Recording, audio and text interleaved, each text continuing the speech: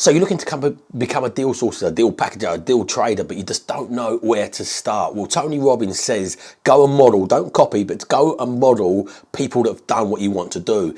And to be fair, in the last few years, especially in COVID, one of the best people I've seen that started up a deal packaging, deal sourcing business is by far up there, the Dugards. They've been phenomenal. They've done probably over 100 deals over the last 2 years. I interview the Dugards, go over what the trade-offs are, what the pains are, what comes involved with that, because it's nice looking on the outside what you can achieve, but there is always trade-offs, and they're really brutally honest in this. So I met them on site on one of their projects, went over the challenges they've faced, the results they've got, because ultimately that's what we learn from more, is the challenges. So if you're not already, make sure you give us a subscribe. Make sure you go over and follow the Dugards as well. Follow their stuff. If you want to model somebody how to be successful in deal packaging, these definitely should be up there on your top list.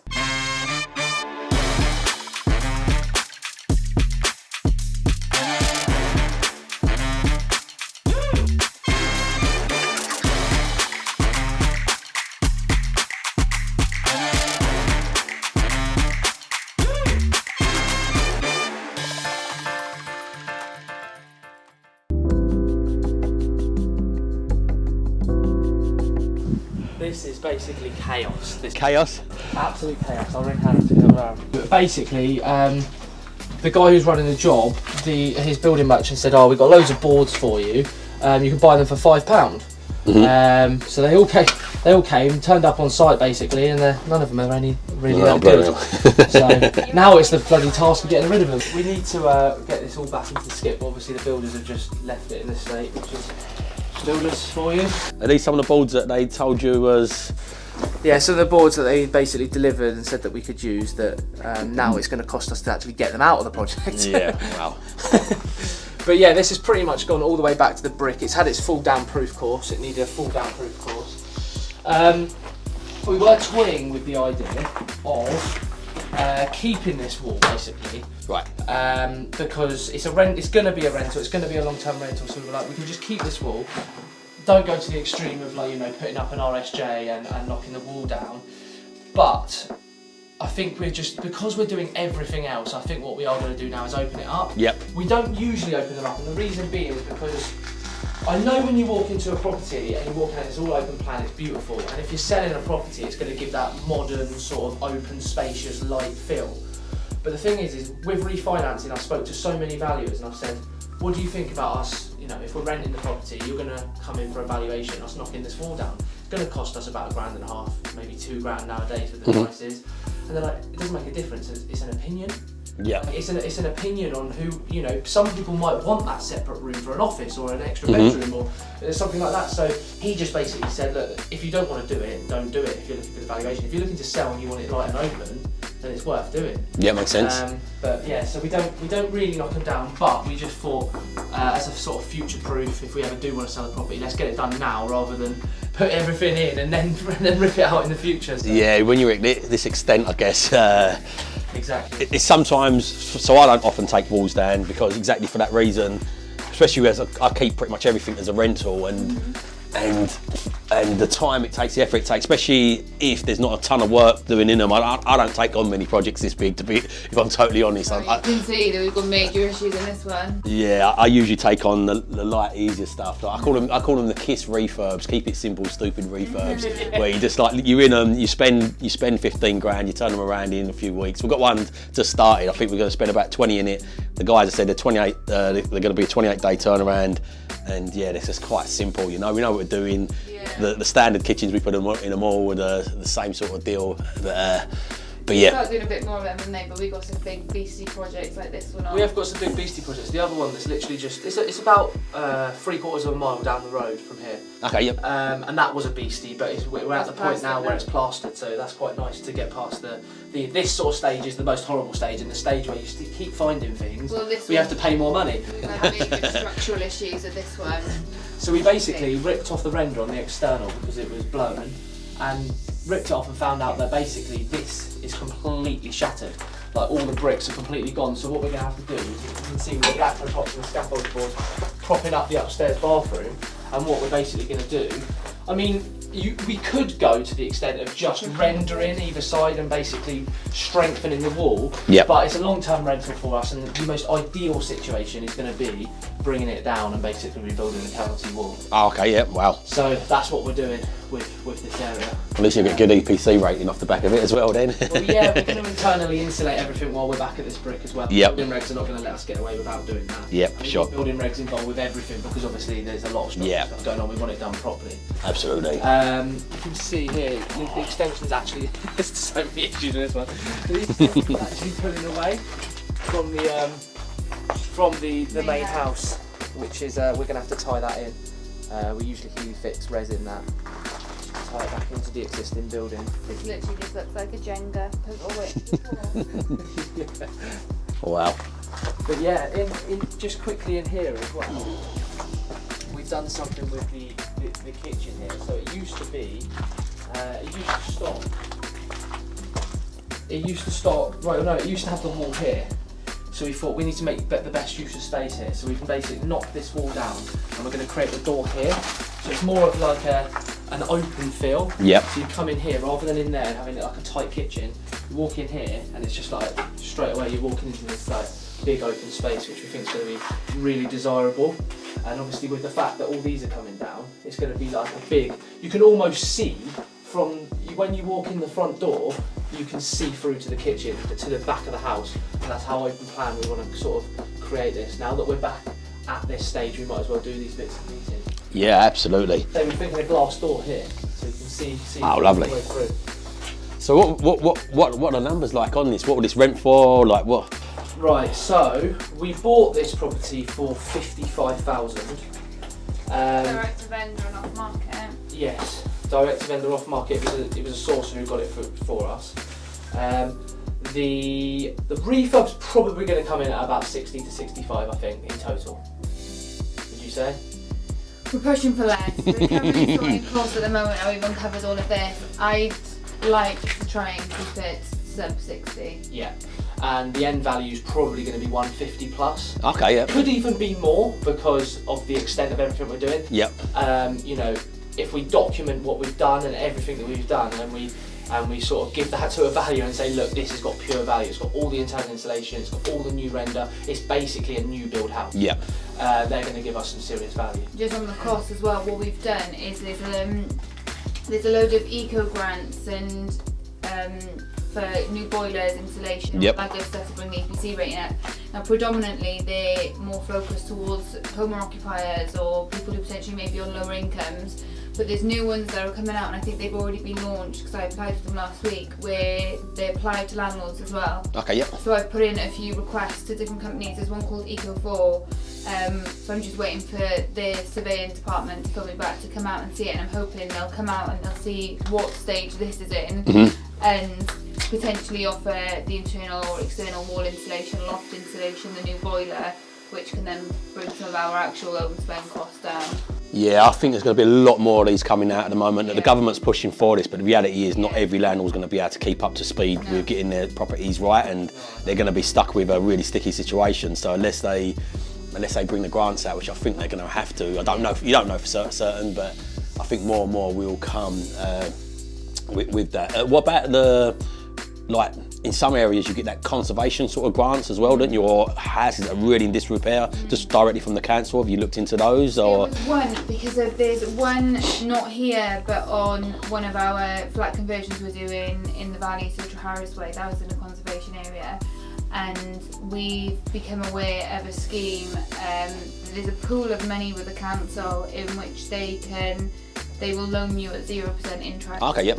To carry out the refurbishment and repay it over 5 years. Or they'll take a first charge of the property, or they said they will consider additional security if required. But they have a pool of funds to play from. So as soon as that's all out, you can apply for it, but you necessarily won't get the funds until someone else is repaid. Right. So that's the thing I'm looking into, but not so much in this council. Okay, yeah. So yeah, there's loads. We have an EPC assessor doing me out, and he's the one who told us about the Eco4 grants. Okay, yeah. He's sending us a few links through of stuff he knows that's coming through and what the regulations and stuff are going to be. So it's just trying to get your head around everything, isn't it? And in the midst of doing all of this, finding the time to do paperwork and everything else alongside. Just a top tip on EPCs as well, because I know a lot of people wanting to be proactive at the moment. We spoke to quite a few EPC assessors, because by 2025 in Wales they basically want us to be Cs, which I think is ludicrous. Yeah, it won't happen. They're basically saying, the EPC assessors, that when you're back at this stage and you are going to do, you know, the internal insulation with, you know, the boards and stuff like that, not on dabbing them, make sure you're taking the photos. Yeah. Because the thing is once that's a plaster wall, then there's no evidence, and they can only assume, and a lot of the times they assume it's not because of the age of the house. Absolutely. On the EPC, I've been reading through loads of EPC registers myself just to get an idea around it. One of my friends, what he's done is he's looked through all the registers and seen somebody in his areas that give favourable EPCs. So he's literally had a load of Ds and took them straight to a C by getting a different EPC rater to come out. So I was having a little nose through to see who was a better EPC, more kind ones, and I was reading their reports and exactly that. Some of them just go, yep, and tick stuff off, and some of them go, I can assume it's not there. Yeah. We don't know it's there, so we're just going to assume it's not. Yeah. So we don't know it's there, we're saying it's not. We don't know it's there, we're saying it's not. So exactly that evidence is really key. It's exactly like these two floors in here. They're suspended timber, both the floors in both reception rooms. Yep. So they're going to be coming up, and we're going to infill them with concrete for the longevity, but at the same time we're going to insulate them. So it's worth getting all the photos of that as well. Yeah, absolutely. But as you said, on the revalue, I don't know what it is. I posted something on TikTok the other day, and I showed a deal I'd done. I spent about £4 grand on it, and I refinanced it and recycled my money. But there was a surveyor, he was a young lad, he's training as a surveyor, and he's like, there's no way you're going to get all your money back out if you only spent £4 grand on it. I said, listen, I bought a kitchen that was 70% discount, I got some really good trades. I said, so you trying to tell me, if there was two houses identical next door to each other, this kitchen is, if you went to like Magnet or went to Howden's and got them to fit the kitchen, well not Howden's, but you went to a showroom and got them to fit the kitchen, you probably spend 10 grand on it. I spent £3 grand on the kitchen because I just know how to do it. Yeah. So I said, it's poor that you punish people because they know how to get the deals, they spend the time and effort. So I said, but you're telling me you'd go to the next door property, and if they'd spent 10 grand on that kitchen because they went directly to directly to a showroom and bought it that way, you'd value that house more purely because they spent 10 grand on the kitchen. He's like, oh, I don't make the rules up, that's just what they tell us. But it's exactly that. If you can demonstrate that you've spent more money on it, you can demonstrate that you've done more, it massively influences them without question of a doubt. And that's what we're doing a lot more now. We're evidencing what we're doing, how we're doing it. Yeah. And just trying to plant that seed into them. But it's hard. The thing I find hard with valuations at the moment is the comparables. The market's not keeping up with the comparables, is it? Like it's growing so fast, and because you're on the ground buying, you know what things are getting sold for. You know what you're bidding on stuff. You know you're getting outbid. So you're like, I know what that's going to be worth if that resold at the moment. But the problem is the data from Land Registry is just not keeping up with it. I met a really good valuer at one of the houses not long ago, because a lot of the times we've always gone off of sold comparables, as you do, and you'll say, you know, these are on the market, we have found out, well, these are now sold subject to contract, this is what they've sold for, and you've kind of always been told dismiss them because they won't look at them, because you don't know if they're going to complete. And I was at a valuation appointment and I was talking through the house, and the valuer went, oh yeah, I've already pulled up all the sold subject to contracts, we're just going to assume they're going to complete. And I was like, I need you on every property. They should be doing that now at the moment as well. What I do is either myself or one of my team meet the surveyor, and I just ask them questions. So how does it work in a market that's so growing and so fastly growing? Like what we've done is we've just looked at these, but is that correct? The surveyor most often goes, we cannot discuss that. It's not liberty. We can't give you advice. But the fact is, you're planting that seed. If you look through their things, what they have to do in a growth market, it states in their RICS book that they have to look at the stuff that's being sold with estate agents, not 6 month previous stuff, because it's just out of date, isn't it? You know. So well, we had one valuer who came into. It was actually our own house. It was our first ever house, but we ended up now renting it out. But we got it valued to pull some equity out. And he basically came in and was asking us, like, you know, have you got any recent comparables around the area that you know have sold and all this. The next minute he rings the estate agent and asks them for comparables around the area. So he's picking up on things that aren't on the sold register. He's ringing the estate agent and going, what have you sold around here recently? But surely with tech now, you should be able to just go square footage, specification, like plant some stuff in there where an algorithm just that would be nice. just drags it out. But yeah, we're just reliant on human opinion. So some things that you have to rely on the human opinion, and some of, you know, it is an opinion at the end of the day, isn't it? And that's what's the risk of investing, I suppose. Yeah. Is people. Absolutely. Absolutely. People across the whole board, whether you're talking with builders, solicitors, surveyors.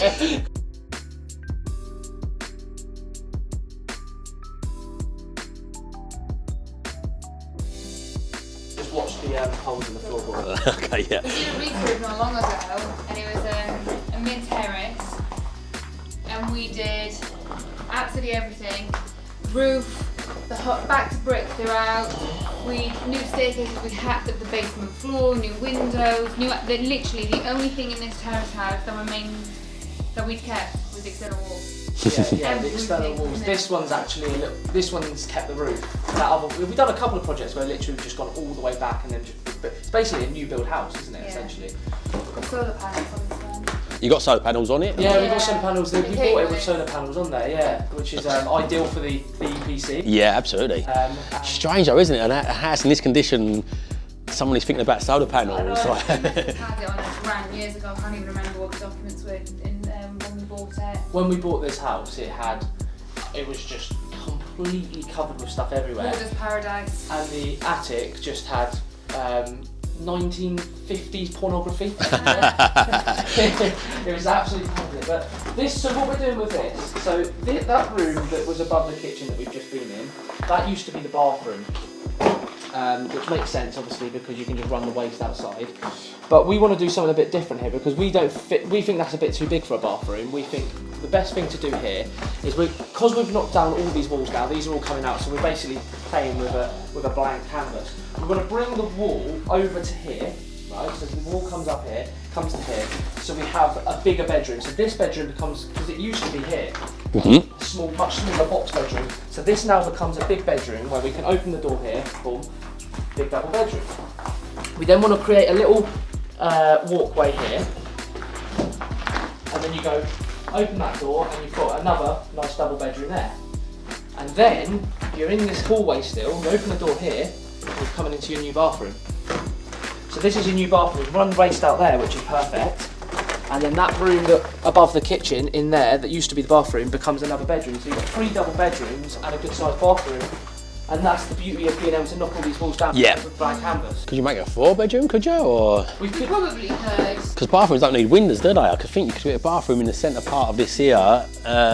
We could, but the only thing is the bedrooms would become tighter. Yeah. And we feel like the market would rather have three doubles in, what's the name? Okay, yeah. Than the 4 bedrooms. And what we found a lot, I don't know what it's like around your area, but in South Wales, 3 beds just fly. They just completely go. It doesn't really change much if you've got the 4 bed. People don't really value it different around here. And also the rental valuation doesn't really change much either. Okay. If you've got 4 double bedrooms, it does, but if you've got 4 small bedrooms compared to 3 double bedrooms, it doesn't really change. Like you said, well, you can do it remotely, but it just comes with a bit of extra challenges. Absolutely, yeah. Look, people say to me all the time, I'm a remote property investor, I coach people how to be remote property investors, and they say to me all the time, how do you manage refurbs? I say, look, refurbs, whether you're local or remote, are difficult, unless you've got a great build team. And I find you're right with the bigger projects. If you get an architectural drawings and everything done and you've got the right build team on that, you can literally just go, here you go, bosh, and just check the progress. But on these especially on this sort of size one, I said, like, refurbs are difficult remotely or locally. And I said, there is obvious benefits of investing close to home, popping in, blah, blah, blah. But I said, look, then benefits are zero if you can't afford a deposit or if the deals don't stack, so you've got to take the next best alternative. But yeah, there is obvious benefits trying to be a little bit closer to you. Being close, I mean, with the guys who are on this job, we probably won't come back down here for a while now because of photos, video, Absolutely, that's just phone calls. We're going to answer what we need. We've seen the bones of the property. We've had our reports done. We know what needs to be done. I don't need to come and see that, they want to put a board here. Yeah. Send me a photo showing they've done it, and that's fine. But you do need to build in regs as well, so you've got a professional coming in to make sure they're validating the work. Yeah. There's not much different we're going to do. And the main thing is let's put it this way, right? Obviously these walls have got the render to get them straight before we dot and dab them. But really, we can see that from a photo. The render doesn't need to be perfect, it's not finished. Yeah, absolutely. It needs to be rendered, and then the dot and dab obviously needs to be straight, but the next stage really, we need to be here is the plastering. Yep. Because we want to obviously fill the plastering to pay the plasterer to make sure that it's smooth and it's nice and it's done correctly. But you know, you don't need to be there all the time. You can do it. It is a hindrance sometimes on the reverse of it. Exactly, because when people ask me that, exactly what I say to them, look, the photos are really powerful. I've got a refurb, was half hour down the road, and I said, I won't drive there. The only reason I would turn up is out of curiosity or to record some content or just curiosity. I said, but waste your time. If you drive, even if it's 20 minutes away, you jump in the car, it's 20 minutes there. 20 minutes in the car is probably not enough time to listen to an audio book or make phone calls, so it's pretty dead time. 20 minutes back, there's 40 minutes of your day gone. I said, so even if it is local, you probably want to be going off of photos. I said, if you've got a program of works and you've got photos that's coming in, the main thing you want to see is the work's progressing. They're on site and they're doing what they say they're doing when they're saying they're doing it.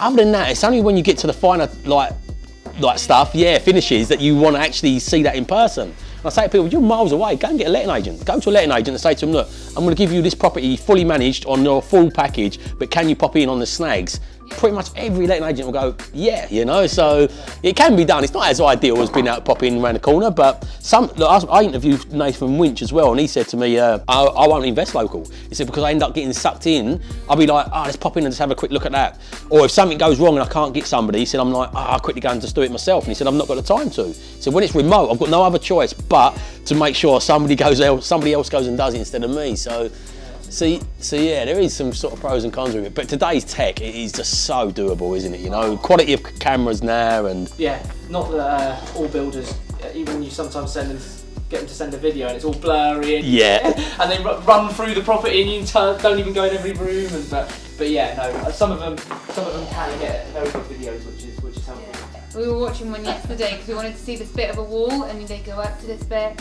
and they turn around and like, no, terrible.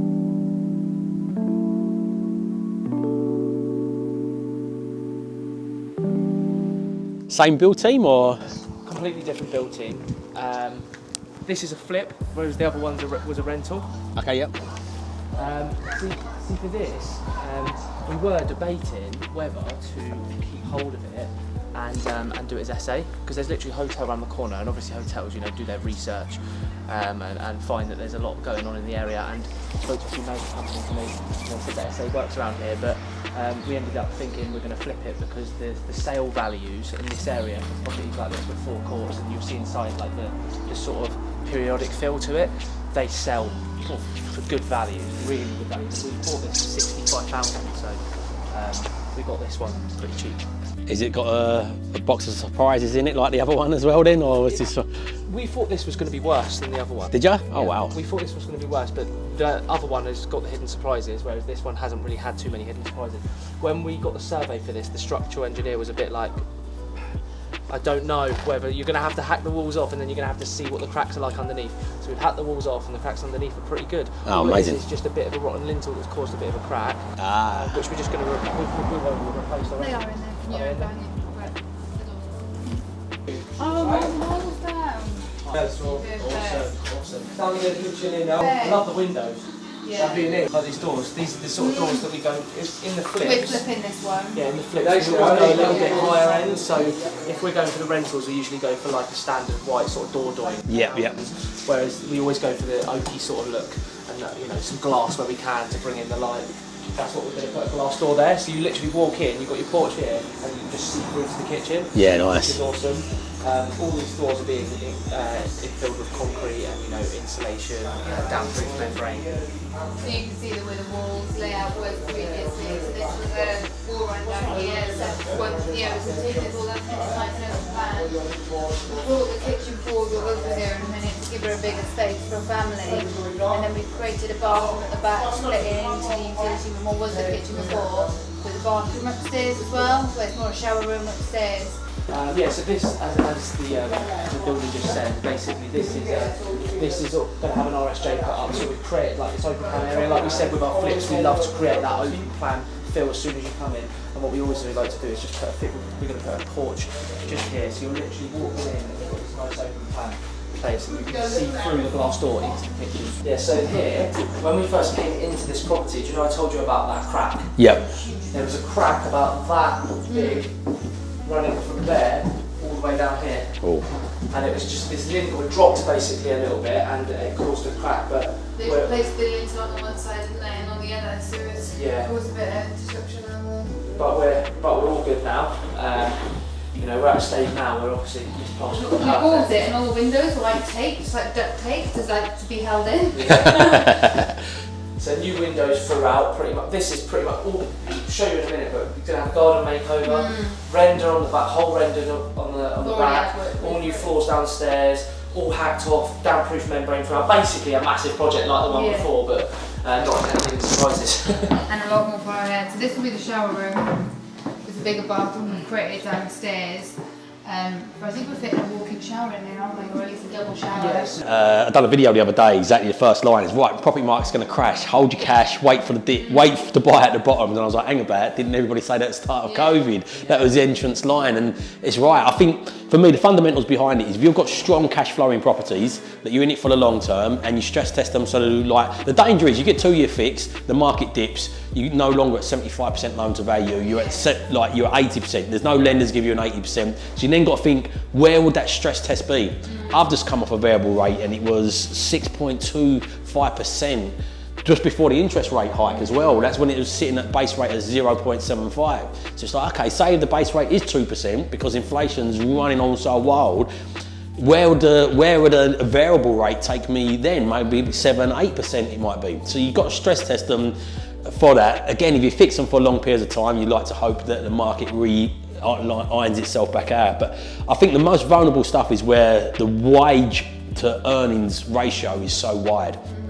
I think that's really, really more vulnerable. Like where people's cost of living is like they're paying like $2,000, $3,000 a month rent, and they're just about scraping that cost of living. I think them areas are much more difficult, they're much more vulnerable, and especially because to buy an house is maybe a 10 to 20 times multiplier of your income. I think that sort of areas are tough. I think the reason like Wales, the North East, the North West, and all these areas have grown so much is because it's in affordability to people. And jobs are spreading again now because of the internet and the way the world works now. It's no longer you've got to be in these central locations in offices. You can work from it, like so many places, people can work from anywhere. So cost of living. It all ripples out, doesn't it? From COVID, everyone came out of London, they didn't live in London. People could now go and buy their dream home on a farm somewhere else and have a London salary because they didn't need to be in the office and they'll just commute in now and again. So then they're moving out, just even like a few years ago when the bridge got moved between Wales and England, people moving out of Bristol and into Newport, driving the prices up. Yep. It just ripples on, and I think we're just seeing that across everywhere now. Even with the auctions, I think when they moved to solid online auctions in COVID and you didn't have to physically really be in the room, that's when you saw some people getting bid and happy. Yeah. And they were paying way over. There was no margins. You were following the bids and you were thinking, who on earth is bidding on this? But then that starts to become sold comparables. Yeah. And everything just starts pushing everything up. And I think that's going to keep going for a while, I think. Yeah. I can't see it. I can't see Wales massively crashing anytime soon. That's just from seeing the market, being in the market, and speaking to agents on a daily basis. And they, you do see things slowing down a little bit, but then you'll speak to an agent, they'll be like, yeah, it slowed down this week, and then 2 weeks later, they're like, oh, it's gone up again. Yeah. We're getting tons and tons coming through, and they're flying over market price again. There's just nothing sort of giving me the sort of feel that it's going to happen. Yeah, I think we're going to go into some sort of recession. A guy I follow loads is Ray Dalio, talks about markets and cycles, and he even come out like 2 days ago announcing like, look, something big is definitely going on at the moment. But I think we're going to hit a stagflation period where you're still going to get inflationary pressures upwards, but you've got a depression, a decline in GDP, and inflationary pressures will still keep on making house prices strong and all these other cost of living still strong. So yeah, as I said, I'm not too worried in areas where the living costs are in line with the waging cost. In areas where I live at the moment, like to rent something like this where I live, it's going to probably cost you like two odd grand a month, and the wages are not massively different. Like, so people struggle to find the rents, and struggle to be able to afford it. And yeah, it's just bonkers. Where you go to other parts of the country, like where I live, the wage levels are slightly higher, but you go to other parts of the country, the wage level is slightly lower, but the cost of living is miles lower. So they actually better, even though they get less wages, they've got more disposable income in their pocket, so it makes it easier for them. But yeah, nobody knows, do they? As I said, you can never time markets without a shadow of a doubt. I've tried quite a few times and I've given up. Yeah, absolutely. This is the thing. What's your thoughts in like looking at the property market and thinking, right? There's certain areas that may crash, and you know the properties that are, you know, you flip on the back end, you made the property beautiful, and you're trying to get the high end prices. People may not be able to afford them. Yeah. What do you think about the properties that, you know, are perfect for the BRR model? They're the ones that I don't think are going to crash. They're the ones that I still think people are going to be picking up, you know, 50, 60 grand houses. These sort of houses that are still about now in Wales, 70 grand houses. I can't see those crashing because, you know, people have still got all these people that are investing in those are people that have got, you know, a lot of the time got the money to do it. And there's still demand there, so much demand from London coming into these areas and stuff. I just can't see those ones dropping, is what I mean in terms of the crash. I can see the one that well, it's got to, hasn't it? It's the cycle. It's got it'd be a correction. Ones that are refurbished, I can see those dropping a bit, but these ones that are like, you know, the BRR products, I can't see those dropping too much. I'm with you as well. I think the bottom end of the market is much more. I think bottom end, as in like really rough areas that have got, in my area, in Stockton-on-Tees where I invest, I say my area, I don't live there, but my remote area, what I've seen in that area is the stuff that I usually buy, which I was picking up for sort of like 50, 60, 70 Ks, and now like 70, 80, 90, 100 Ks, they've definitely gone up. But the stuff lower has had a marginal creep up, but not as much, because in really rough areas, getting some out of town, people just buying these from auctions and don't know what they're buying. The bracket above that, the first time home buyer, was between 125 and 200. People were buying them really strongly. That's really been pretty strong. The really higher end stuff up there, because not so many people on high end wage, it's only about 4% of the market turnover is the stuff above 400k in my area. That's not been growing as much, but steady along. But I think the lower stuff, I get this conversation all the time, especially where I invest in the north. Who was it? I think Raj from YPM magazine. He was like, I bought a load in the north. It crashed 2007. What do you like? He's saying to me, what do you think about that? Like, are we going to hit that again? I said, it's a different environment from 2007. The reason house prices inflated so much in 2007 was off the back of irresponsible lending. They was lending people money that couldn't afford to pay the mortgages. So people were just taking this money, and it all of a sudden come to a head, and then it crashed. Now they stress test people, as you said. Investors are buying these that can afford these. So this is a different environment. Also, the fact is more industry is going, especially in the UK. I don't know so much about Wales, but industry is spreading across the UK. So they've done that Powerhouse of the North deal, and they went in Manchester first of all, because I'll get on with Ranjan. I went and spent a day with Ranjan, and he canes the north really, really badly. And I spent a day with him, and he asked me about Basecamp and one of the softwares I use.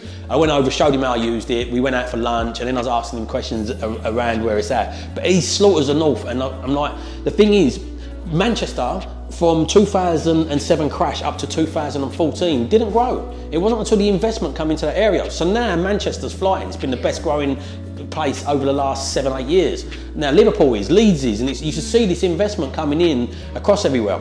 And I said it's coming in now into the northeast. It's been a nice place for it to come to, but it's coming to the northeast.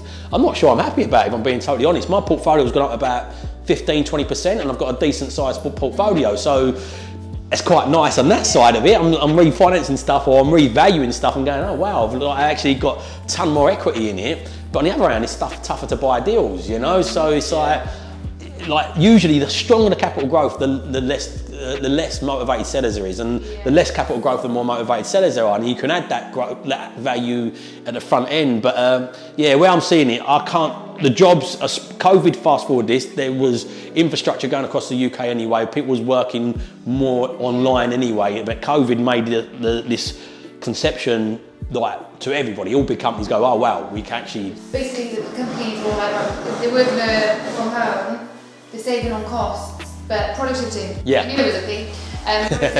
It's still great, everyone was still hitting it, so it was like, why would we then revert back to the old model? There's obviously pros for it, but it allowed everyone to move out, which goes back to what we were saying just now about the ripple effect, isn't it? So it kind of it's all one big loop. The funny thing is though, everybody talks about the ripple effect. London's performed the worst. London had a pretty decent start of the year compared to what it's had over the last... Since 2016, London's plateaued. It's had moderate growth.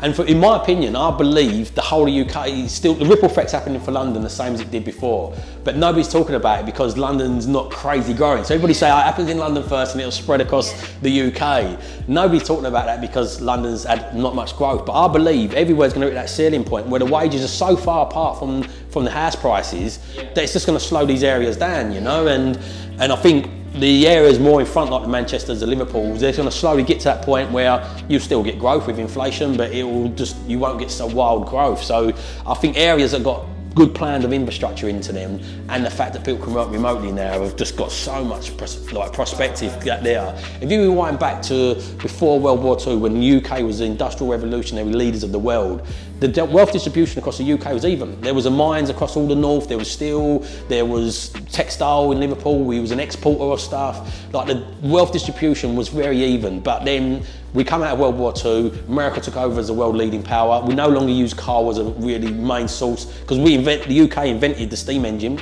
So steam engines didn't get used, like a normal car sort of engine got used, and oil was the main thing. So it went to America, we lost that, and then it became London as a central business hub. But that's before we had the internet. That's when it was important to jump on the tube and have a meeting with somebody. Now you got Zoom, you can have a meeting from anywhere, and yeah, we're in a really changing world, and I think a lot of people are hanging on to that past.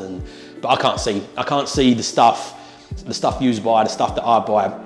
Nobody knows for certain, but I can't see it majorly correcting. But even it does, if you stress test it and you've got a rental income from it, people are not going to lose their homes either, are they? You know, so. The thing is, it's being smart about it, isn't it? It's knowing your numbers, it's making sure you carry out the right analysis, it's doing the stress testing, it's not just jumping, going back to what we just said about people getting happy bidding at auctions, it's making sure you've got that buffer and you know, it's an affordable investment, and that you're in a good area where you're not at risk. Like, you can never cover yourself, you're not on a rampage, but you're investing in the right areas to cover yourself. Yeah, there's a lot of things you can do to prevent you know, getting your property trashed or having bad tenants and stuff as well. You know, there's a lot of things you can do, regular checks, obviously making sure what I find is really good is making the property brilliant from the beginning. Yeah. And then they respect it. We found that so much. If you put them into a property and everything just is clean, is looked after, not 100% of the time, but most of the time they respect. Higher probability, Yeah, I experienced that firsthand. When I first really got the BRR concept, I think it was around when I got a bit of momentum, around 2012, up to 2012, all the way up to around 2000 and sort of like 16-ish. When I announced the Section 24, there was a little period where the banks was quite aggressive and they would just lend money. So the first load of BRRs I done, I literally painted the wall, went back and went, here we go, like, this is worth more money. I go, no problem, here's the money back in the bank. So I just look at kitchen, that'll rent out. Go back to the bank, literally do hardly anything. I remember the second BRR I ever done remotely, I think it's the third deal I'd done as a BRR, but third deal I'd done, I said to the people up there, like my mate was helping me manage it, they were from the area, and I said, like, change the kitchen handles, paint the doors, do a few bits. Cause I was on a product at the time with Mortgage Works. It's called a light refurbishment product, where they give you 3 months to do the work. So from day one, you could release the money. So you got it, you do the work. You had to do the work within 3 months, and you go back to them, and as soon as they come out and report it, they give you the money back. Work was done in 2 weeks. Tenant was in, and I said, did you do all these bits? They went, no, we knew we didn't need to do it. We just chucked the tenant in there. Spent 700 quid on this property, and I was like, I'm never gonna get this revalued. Paid 52k for it. They come out and valued it at 70k. Same lender, so same lender come in, come back out. We spent 700 quid on it. I was like, wowee. So then I was just like, let's spend as little as possible, get our money recycled. But it compounded in a way where I was like, the problem tenants we got, and as you said, like, we do all ours nice now, and the difference you get with the choice of tenants you'll get from that, the less voids, the less problems in the property, you still get it from time to time, but it is a change. I've still got a handful of property. I've probably got about 6 or 7 that are a bit old and dated still now, and I'm slowly trying to go through them, and maybe even more. I've probably got about 8 that's like that. And I was saying to the guy the other day, look, what do? They probably all need a good 10, 15k to get them to the spec I do them now. And it's probably a good 100, 150k to get them all up to standard. So what do? Do I go out and do them all? I haven't got 150k, never sit in the back because it's always in a deal. Or do I slowly turn them over? But I have. I've been just slowly, as tenants move out, upgrading them, because it does make a difference without question. But rent insurance is a great one for me as well, for the sake of 15, 20 quid a month. It just protects you so much, and I think it's important. that's definitely something that we should consider, really, isn't Yeah. it? The rent insurance. We've heard a lot about it, but we've never really looked into it too much.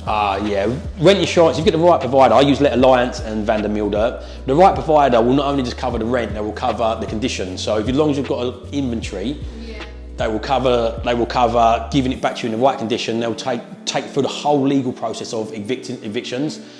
The good thing that we found with this is we get less evictions and problems, because the problem is, like the other day, we've got one tenant in a bit of arrears.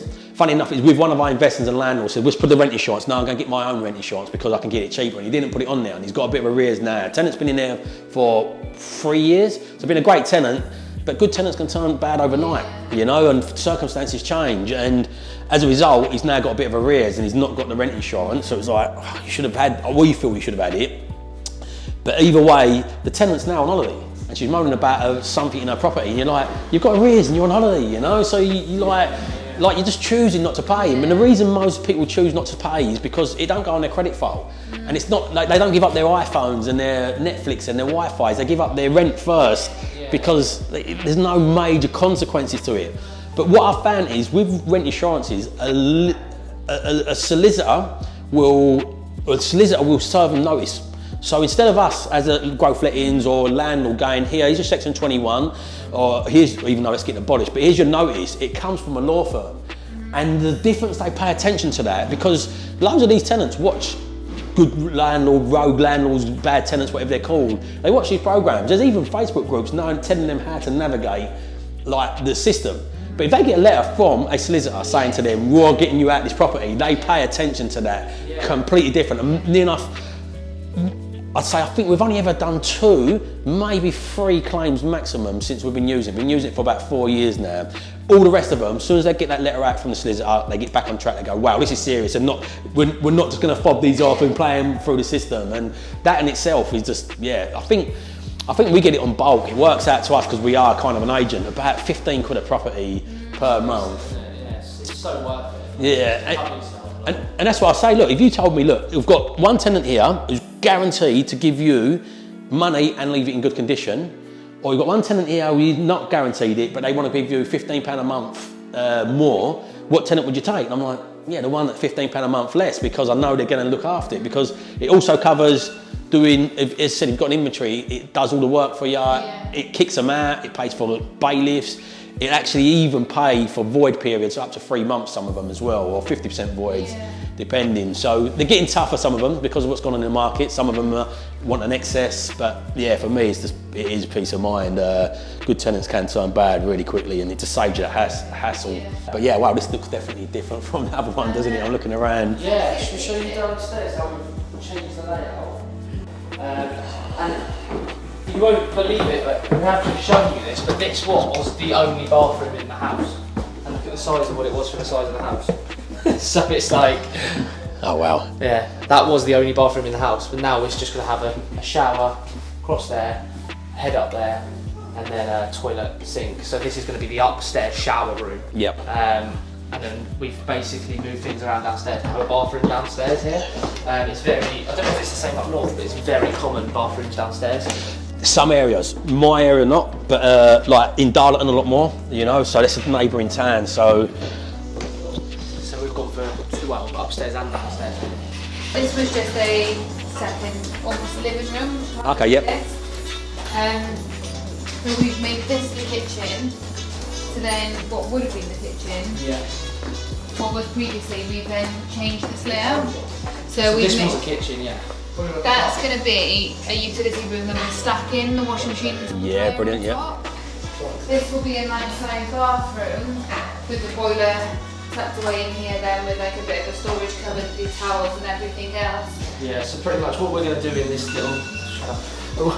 little utility room is we're going to put like a worktop there with the the electrics up and down. So when the people come to view the property, what we're going to do is we're going to have like a little poster on the wall here that shows them how they can use it. Yeah. So they can visualise, tumble dryer, their washing machine there. Or if they didn't want a tumble dryer, for example, they didn't have the tumble dryer there, we can also show them how they could just put their ironing board up on the worktop sort of thing.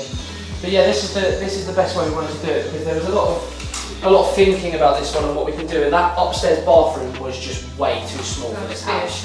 It was a tiny little room, and we didn't want to eat into that back bedroom, because if we ate into that bedroom would have become very small. So we thought the best way to do this is have an upstairs shower room, have a downstairs bathroom, and then just open plan the living room and have the kitchen there, because that was a reception room where the kitchen is now. Oh yeah, there was a back door here.